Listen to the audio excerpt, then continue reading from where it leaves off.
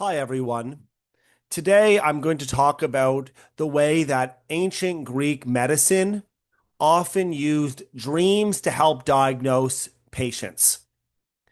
So, as we'll see, some ancient medical writers recommended the use of dreams to diagnose diseases and to verify that our body was healthy. We see this especially in the Roman imperial period. For example, we have a text by Galen, who's writing in the second century AD. And it's a text that exists only in fragments today. It's called On Diagnosis from Dreams.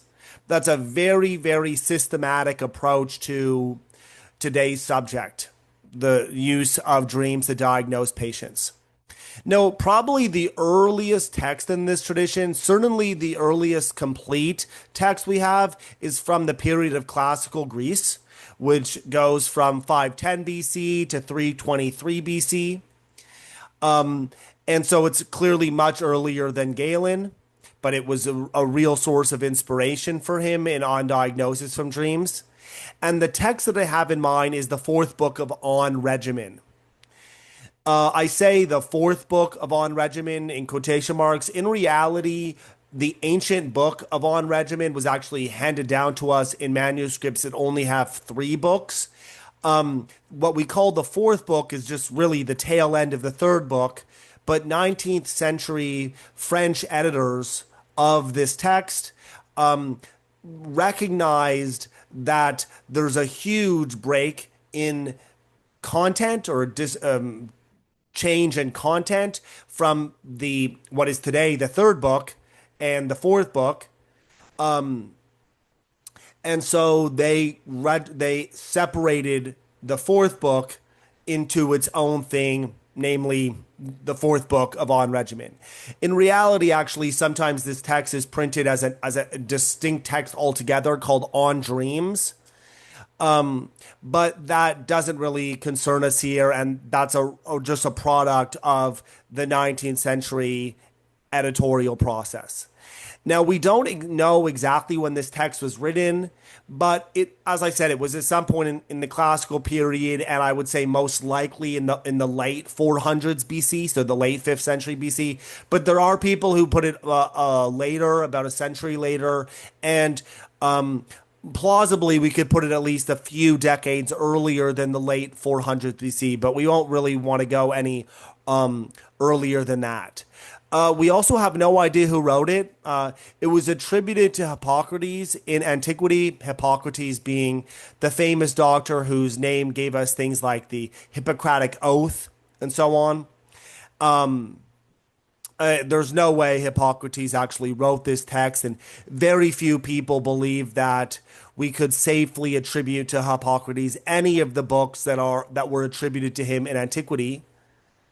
But it's for this reason, this ancient attribution, that we say that this book is a Hippocratic text, and it belongs to a series of dozens of such texts, and the total body of these texts is called the Hippocratic corpus.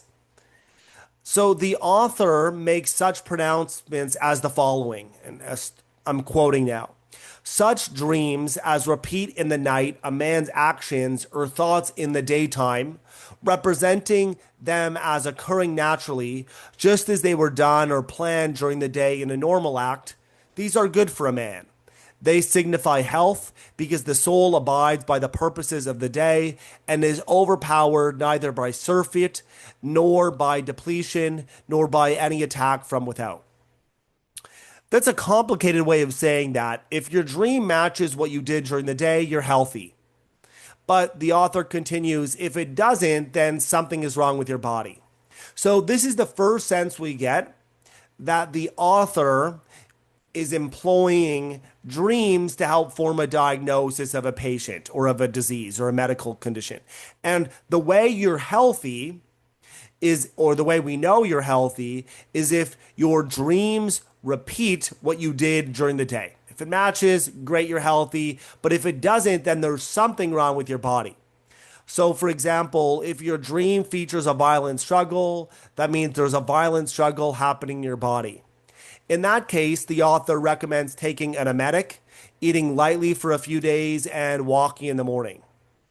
Fruitless trees seen in your dream can signify the corruption of one's sperm. If the trees are shedding their leaves, then the problem is caused by too much cold. And if the trees have plenty of leaves but still no fruit, then the problem is caused by heat.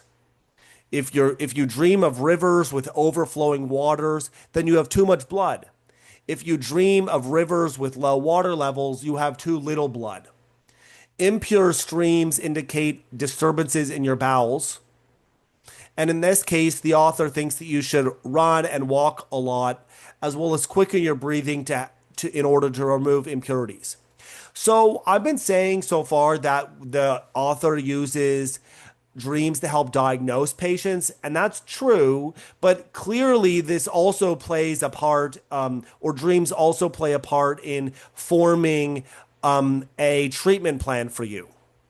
And we're also beginning to get a sense that ancient medical authors relied on drugs sometimes, but for the most part, they like to rely on lifestyle changes, exercise, sleeping, fasting, these sorts of things, dietary changes.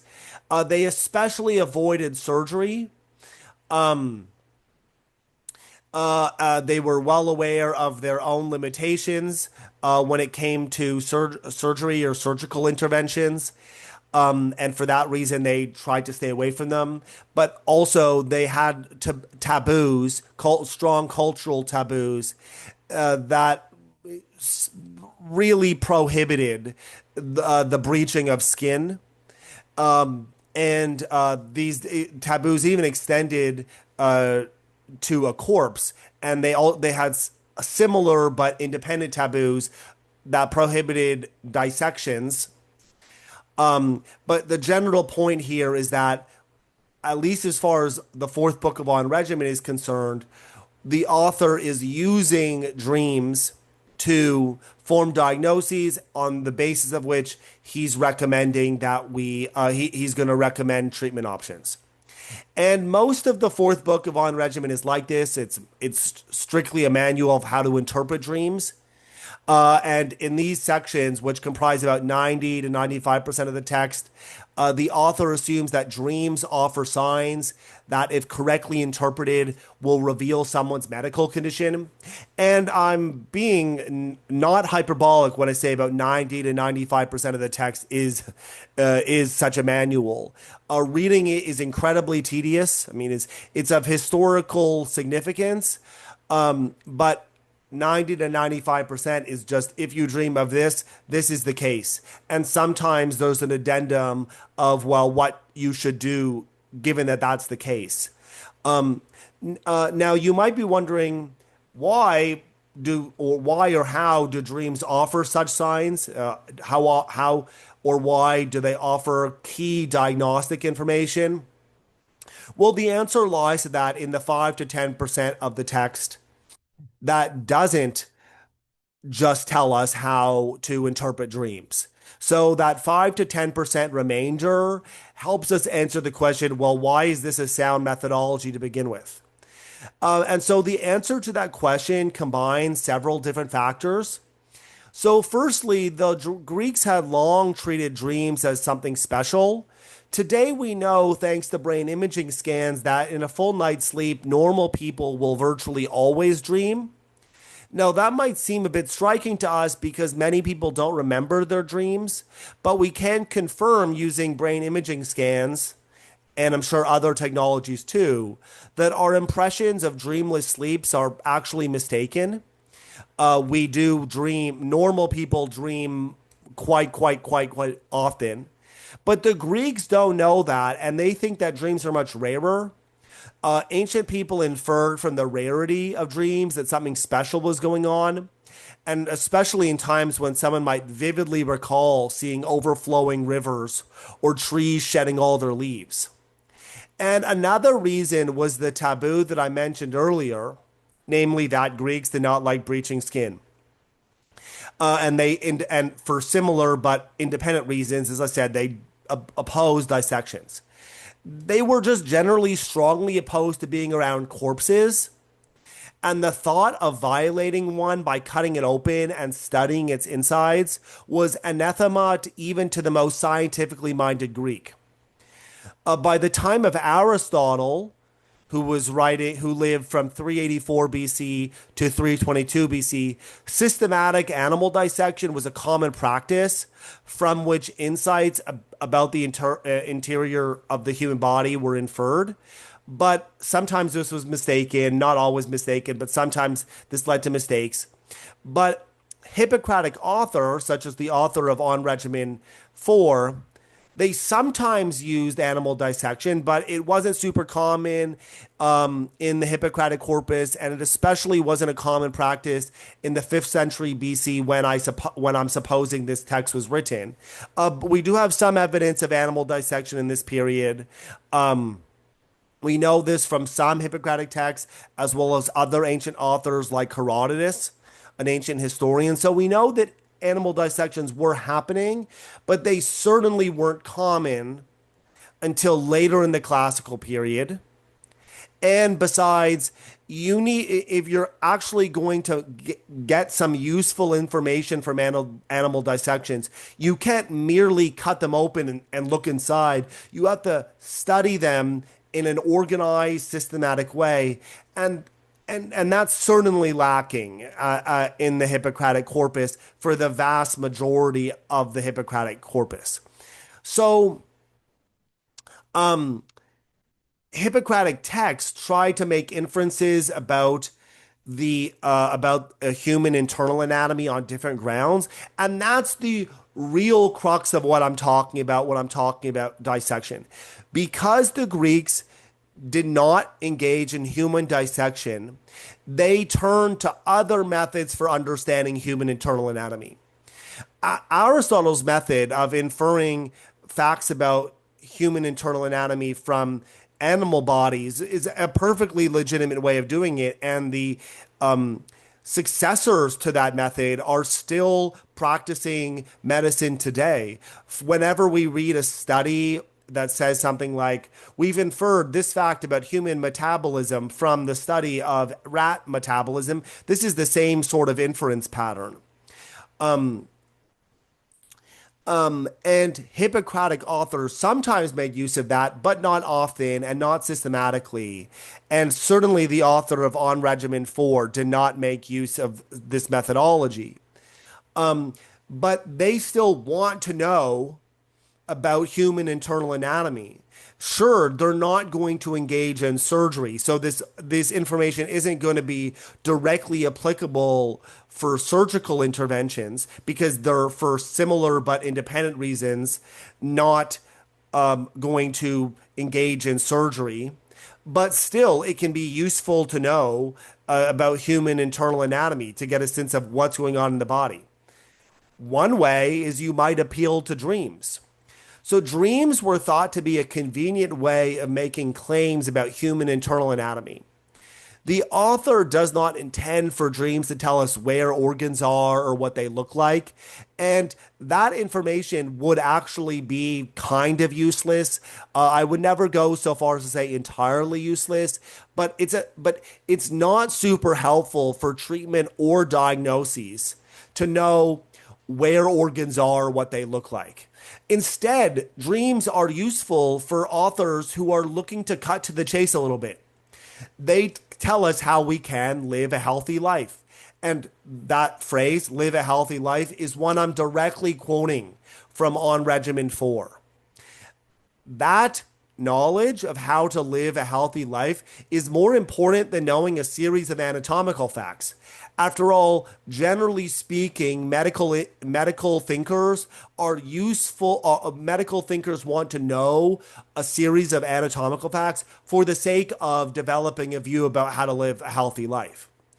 And I've already said, merely knowing human internal anatomy would not really help a doctor in any obvious way. So the crucial things are what's discussed in On Regimen IV, how to diagnose someone and then how to treat them.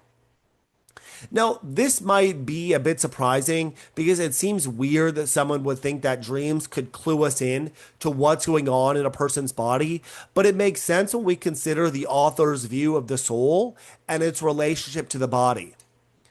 The author thinks that the soul is, during the day, kept busy by the body. There's just too much stimulation. The soul's parts divide their attention between hearing what the body hears, seeing what the body sees, and so on. The soul is, in other words, preoccupied by stimulation from perceptual organs. The soul's parts divide their attention between hearing what the body hears, seeing what the body sees, and so on. And to quote the author, the soul therefore enjoys no independence during the day. The soul never enjoys any independence due to its stimulation when the body is awake. However, when the body sleeps, the soul is free. Free to do what? It's free to do what the body does when it's awake. Yes, the soul is free to do in the night what the body does during the day. When the body sleeps, our soul sees what is visible, hears what is audible, walks, touches, feels pain, ponders. That's a quotation from the text. When the body sleeps, our soul sees what is visible, hears what is audible, walks, touches, feels pain, ponders. And so every activity that the body performs with the soul during the day is performed by the soul alone during sleep. What does our body do during the day? It walks around, it sees, it hears, it touches, and our soul is kept busy during those moments. But when our body sleeps, our soul gets to do those things by itself, and therefore it does them in sleep. And that's represented to us during our dreams. And that's how our dreams come to be reliable guides to diagnosing illness, according to the author. Dreams don't dreams don't clue us in to what is going on in the external world around us. After all, our eyelids are closed, so how could our body see? But it's because our eyelids are closed and therefore that our soul is not being kept busy by perceptual stimulation. It's because our eyelids are closed that our soul is able to see what's going on in the body. Our soul is doing a kind of diagnostic checkup.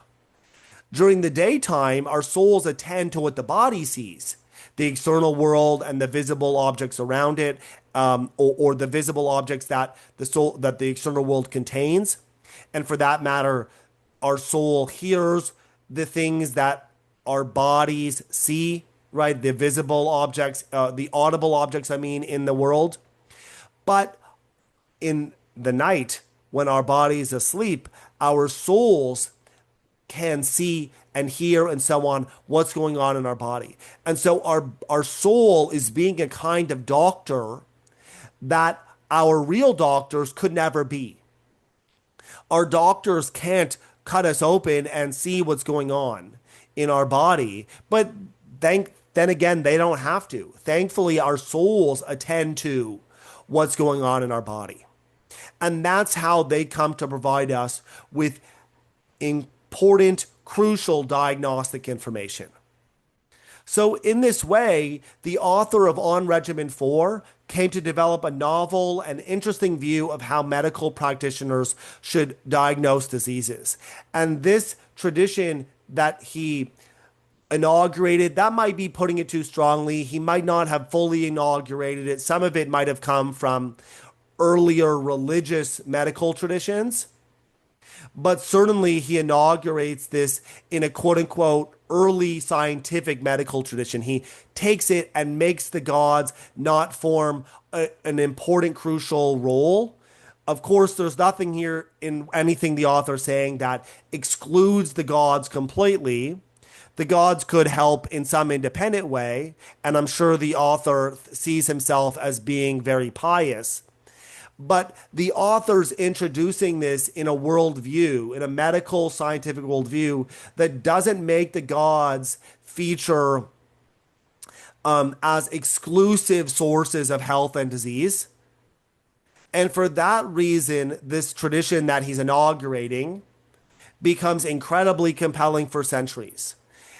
And so we return to the idea I mentioned at the very start of this episode, namely that much later in the second century AD, the medical doctor Galen in the Roman imperial period is himself relying on a very similar picture of diagnosis from dreams. And that's how the author comes to be such an important voice in early medicine. Thank you very much.